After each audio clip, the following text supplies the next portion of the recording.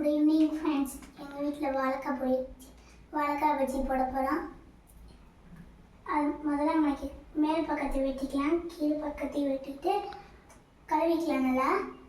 அதுக்கப்புறம் பஜ்ஜி கட்டையில் நல்லா இது பண்ணிவிட்டு வாழைக்காய் அடுத்து சீவி ரெடியாக வச்சுருக்கோம். அது 1 கப்பு கடலை மாவு, 1/2 கப்பு அரிசி மாவு, தேவையான வரமிளகாத்தூள், அடுத்து உப்பு, பெருங்காயத்தூள், இதெல்லாம் தேவையான அளவு.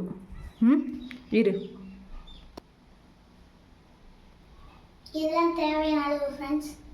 மிக்ஸ் பண்ணி வச்சுருக்காங்க. ஒரு தாச்சி எடுத்து அடுப்பில் வச்சுட்டு எண்ணெய் ஊற்றலாம் ஃப்ரெண்ட்ஸ். தாச்சியில் எண்ணெய் ஊற்றி வச்சு எண்ணெய் சூடாகட்டும் ஃப்ரெண்ட்ஸ்.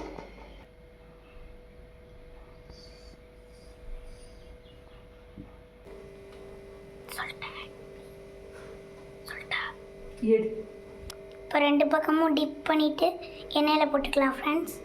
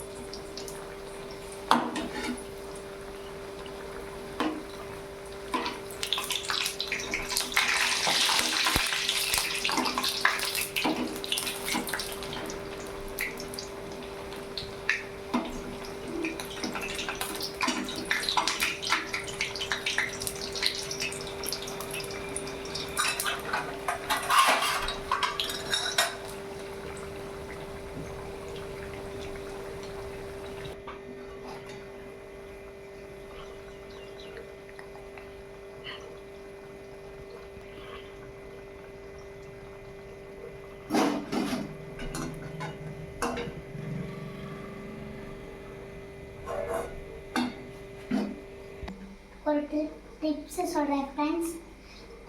பஜ்ஜி போடும்போது இதை கரண்டி எடுத்து ஒரு தட்டு வச்சு இப்படி வச்சுக்கணும் ஃப்ரெண்ட்ஸ். அப்படின்னா அடுப்பில் எண்ணெய் சிந்தாது.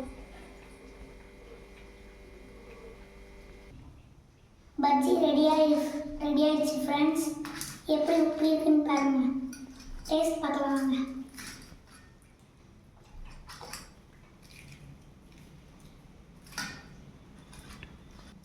ரொம்ப சூடாக இருக்குது friends.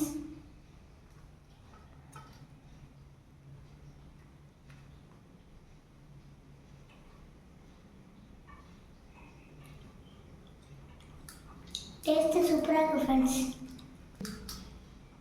Okay friends, bye friends. எங்கள் சேனல் பிடிச்சிருந்தால் லைக் பண்ணுங்கள், சப்ஸ்கிரைபர் பண்ணுங்கள், கமெண்ட் பண்ணுங்கள், ஷேர் பண்ணுங்கள்.